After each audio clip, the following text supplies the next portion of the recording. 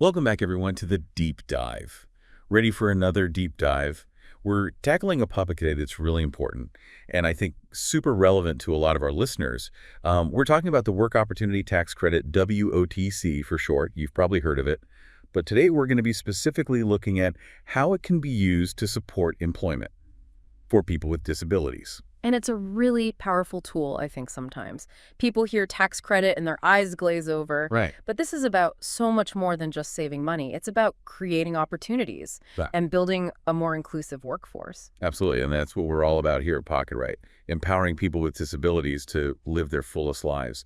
And employment is a huge part of that. Definitely. And the great thing about WOTC is it's a win-win for everyone involved. Employers get some financial benefits, and individuals with disabilities get the chance to contribute their skills and talents. Okay, so before we get into the nitty-gritty, can you give us a quick rundown of what WOTC actually is and how it works? Sure. So in a nutshell, WOTC is a federal tax credit that employers can claim when they hire individuals from certain target groups. And one of those target groups is people with disabilities who have been referred through vocational rehabilitation programs. So there's a specific connection there to vocational rehab. That's important to keep in mind. Yeah, it is. And the credit amount can vary, but it can be significant, like up to $2,400 per employee in their first year of employment. Wow, that's not insignificant. No, it's not. And it can really make a difference for businesses. Yeah. Especially smaller ones who are looking to hire but might be hesitant because of the perceived costs. So who exactly is eligible for WOTC under this vocational rehabilitation category? Okay, so to qualify, the individual must have a disability that's either physical or mental that creates, a significant barrier to employment. Yeah. And they need to have a referral from a qualified agency. Got it. So we're talking about agencies like state vocational rehabilitation agencies. Or the Ticket to Work program. Right. Yeah, exactly. Or Department of Veterans Affairs program. There are a few different pathways. Okay, that makes sense. Now, I know we have a lot of employers who listen to this show, and I'm guessing some of them might be thinking, okay, this sounds great, but the paperwork, it can be so daunting. So let's break down the certification process step by step, make it easy for everyone to understand. Sounds good to me. So the first step is to complete Form 8850, which is called the pre-screening notice, and certification request. This form's important because it basically determines if both the employer and the potential employee are eligible. So it's like a check to make sure everyone's on the same page before things move forward. Yeah, exactly. And it needs to be completed by both the employer and the job applicant on or before the day the job offer is made. That's a critical deadline. Okay, so early communication is key. Got it. So once that form is filled out, what's next? Where does it go? Well then, you submit Form 8850 along with some other forms to your state workforce agency in Texas. That would be the Texas Workforce Commission. They review everything and make sure the employee qualifies for WOTC. Okay, so more forms. We were talking about paperwork being daunting. What are these other forms? All right, so there's Form 9061. That's the individual characteristics form. It just gathers some basic information about the employee, helping to confirm eligibility. And then there's Form 9062. That's a conditional certification form, and that's used sometimes when additional verification is needed. Okay, so it sounds like there might be a little back and forth with the state workforce agency to make sure all the T's are crossed and I's are dotted. Right, exactly. But it's all designed to make the process as smooth as possible. And all these forms are available online, right? Oh, yeah. You can find them on both the Department of Labor website and the Texas Workforce Commission website. Easy peasy. Perfect. So we know where to find the forms, but what about deadlines? We were talking about those earlier. What's the time frame employers need to keep in mind? So you usually have 28 calendar days from the employee's start date to submit all the necessary paperwork. So don't procrastinate. Get those forms in ASAP. Noted. All right, let's shift gears a bit. I think we've done a good job laying out the basics. Now I want to talk about the good stuff. The benefits.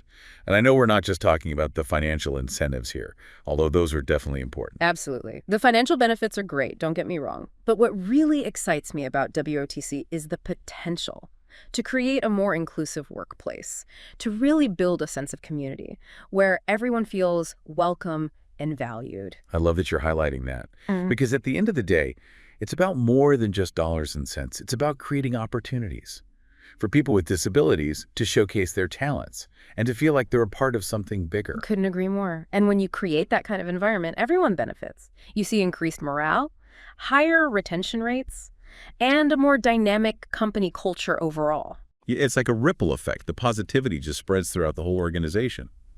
Okay, but let's be real. Money matters. Can you break down the financial benefits specifically? What kind of tax credits are we talking about? Sure. So for employees hired under the vocational rehabilitation referral category, employers can receive a tax credit of up to $2,400 per employee in their first year of employment. Okay, so that's a pretty decent chunk of change. It is, and for certain veterans, the tax credit can be even higher, so it really pays to take advantage of this program. No pun intended. But seriously, those savings can add up. Yeah. Especially for businesses that are actively hiring people with disabilities. You got it. It's a real incentive for businesses to not just consider diversity, but to actively embrace it. And, those financial benefits can be reinvested back into the business, maybe to create even more inclusive employment opportunities. Now, I'm really curious to hear some real-world examples. Stories of how WOTC has helped individuals with disabilities thrive in the workplace. I know you've got some good ones up your sleeve. Oh, tons. There are so many inspiring stories out there. But there's one in particular that comes to mind. It's about a young man named David. He has autism, and he was referred to a local bakery through a vocational rehabilitation program. And he was hired with the support of WOTC. That's awesome. What kind of work was David doing at the bakery? So he was responsible for packaging the baked goods and getting them ready for delivery, a role that really played to his strengths. He was meticulous and detail-oriented, perfect for the job. I bet he was great at it. Yeah. And how did David feel about his new job? Was he nervous at first? You know what? He was a little nervous at first. Starting a new job is always a little scary. Right. He was worried about fitting in and being able to keep up with the demands of the work. But the bakery owner was amazing, super supportive, and he provided David with the training and accommodations he needed to succeed. And you know what? He just thrived. David, I mean. He gained confidence, a sense of independence that he hadn't felt before. And the best part, his coworkers totally embraced him. He became a valued member of the team. I love that. It just warms my heart to hear stories like that. It really shows the power of inclusive employment, how it can change lives. Yeah, and it's important to remember that David's story is just one of many. Right. There are countless individuals with disabilities out there who are eager to work, to contribute their talents, to make a difference. And WOTC can be the bridge that connects them to those opportunities. And when those connections are made, it's a win for everyone, the individual, the employer, and society as a whole. Couldn't have said it better myself. And, it's amazing to see the transformation that can happen when someone finds a job that really fits their skills and interests. So true. Yeah. I'm curious about what happens after someone like David is hired through the WOTC program. Is there any kind of ongoing support? Yeah. To make sure they're successful in their new role? Oh, definitely. It's not just a one-and-done kind of deal. Vocational rehabilitation agencies often offer support services, like job coaching, or help with assistive technology to make sure individuals can really adjust to the work environment and, thrive in their roles. Okay, so it's about setting people up for success, not just getting them in the door. Exactly. And this ongoing support, it's beneficial for everyone. The employee feels more confident, capable, and the employer, well, they're less likely to see turnover, which saves everyone time and money in the long run. You mentioned assistive technology. Can you give some examples of how that might be used to support employees with disabilities? I think that's something a lot of people might not be familiar with. Sure. Assistive technology is basically any device or software that helps individuals with disabilities, to perform tasks that might otherwise be difficult. Yeah. Like for someone with a visual impairment, they might use screen reading software or a braille display. Someone with a mobility impairment might need adaptive equipment for their workstation, things like that. That makes sense. It's about leveling the playing field, making sure everyone has the tools they need to succeed. Exactly. And the great thing is, assistive technology is always evolving. There's so many cool innovations happening all the time, which is really exciting. It is. So I want to talk about Texas specifically.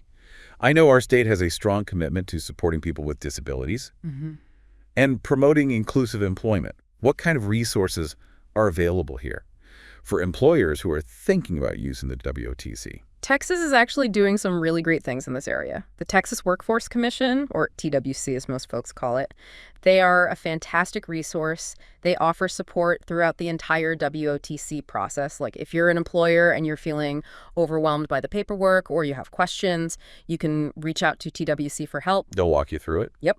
They've got dedicated staff who know all the ins and outs of the program and can provide personalized support to make sure employers are successful. That's awesome. So it's not like you're just left to figure it out on your own. There's actual help available. Right. And PwC doesn't just help with the paperwork. They also offer training and resources to help employers create more inclusive workplaces. So it's like a holistic approach. That's great to hear. Are there any other Texas-specific benefits that employers should know about? There is. Aside from the WOTC, Texas also has a state tax refund program. It's specifically for employers who hire TANF or Medicaid clients. So that's another great incentive for businesses to hire individuals who might face barriers to employment. Wow, Texas is really stepping up to the plate here. I think so. It's awesome to see the state making these kinds of investments. It's really making a difference in people's lives. Okay, we've talked about the eligibility requirements, the certification process, the financial benefits. But let's circle back to the bigger picture for a second. You know, the positive ripple effects of creating a more inclusive workforce. What are some of the intangible benefits that businesses might see? Oh, there are so many. But I think one of the biggest ones is improved employee morale and engagement. When employees feel valued, respected, like they belong, it creates such a more positive work environment, and that translates into so many positive outcomes. Yeah, I can definitely see that. It's about creating a sense of community where everyone feels supported and empowered. Exactly. And when employees feel that way, they're more likely to be motivated, productive, and committed to their work. It can really impact the bottom line. Makes sense. And I imagine that a more diverse workforce can also bring new ideas and perspectives to the table. Right. Which is always a good thing for businesses. Right. Totally. Diversity of thought is so important for innovation and growth. When you have employees from different backgrounds, with different experiences, it just leads to more creative problem solving and a better understanding of your customer base. Yeah, you're not stuck in an echo chamber. You're getting input from all different angles. Exactly. And I think that's one of the most exciting things about WOTC. It really encourages businesses to think differently about hiring and to see the value in diversity. So let's get practical here. We've talked about the why of inclusive workplaces. Now let's talk about the how. What are some concrete steps that employers can take to make sure that all their employees feel welcome, supported, empowered? That's a great question. There's so many things employers can do, but I think one of the most important is to really foster a culture of open communication and respect, Actively listen to your employees, be open to feedback, address concerns, that kind of stuff. Okay, so it's about creating a safe space where people feel comfortable speaking their minds. Yes. And making sure that everyone feels like their voice is heard and that their contributions are valued, no matter their background or abilities. What are some other things employers can do? Another big one is providing reasonable accommodations for employees with disabilities, modifications to the workplace, assistive technology, flexible work schedules, whatever it takes to help them perform their jobs effectively. Right. It's about removing barriers. Yeah. And creating opportunities for everyone to participate fully. Exactly. And training. Don't forget about training and development opportunities.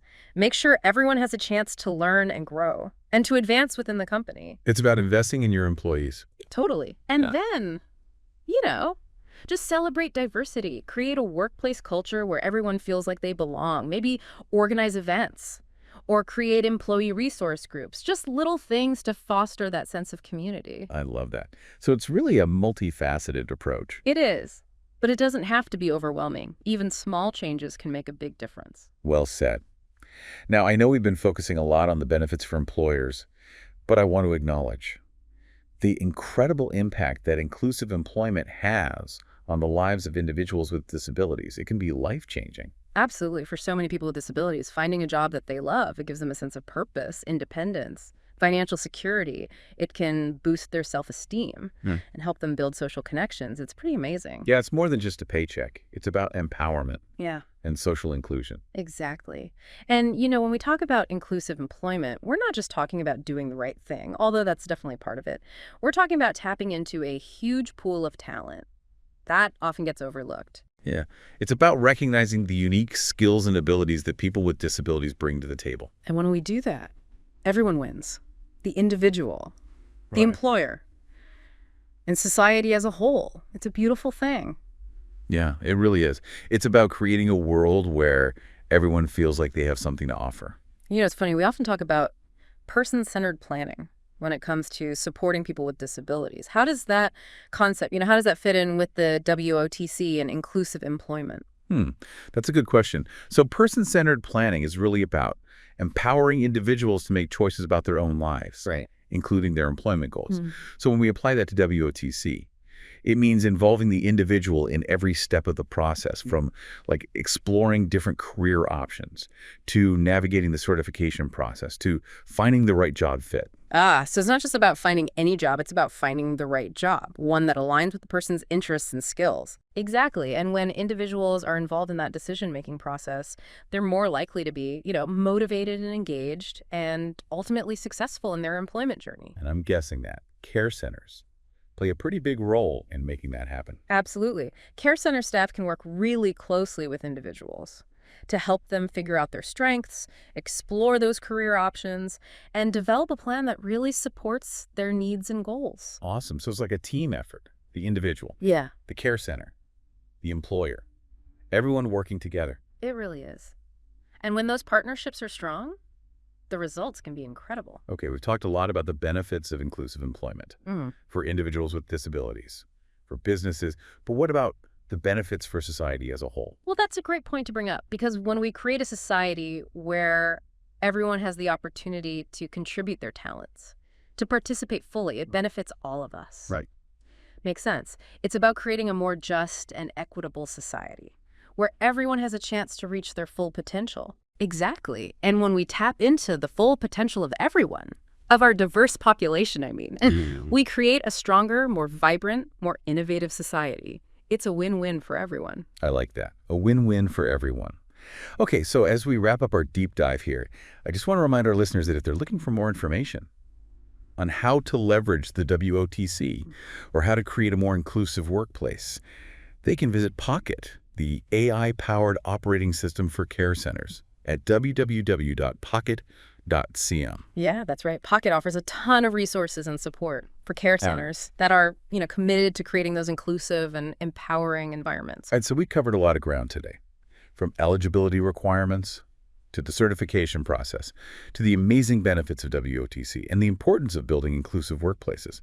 But before we go, I want to leave our listeners with a question, something to think about. Ooh, I love a good thought-provoking question. Hit me. All right, so picture this, your ideal workplace. If you could design it, what would it look like? What would it feel like? How would it be inclusive? That's a great question. It really gets you thinking about what it truly means to create a space where everyone feels welcome, valued, and empowered to contribute their best work. Exactly.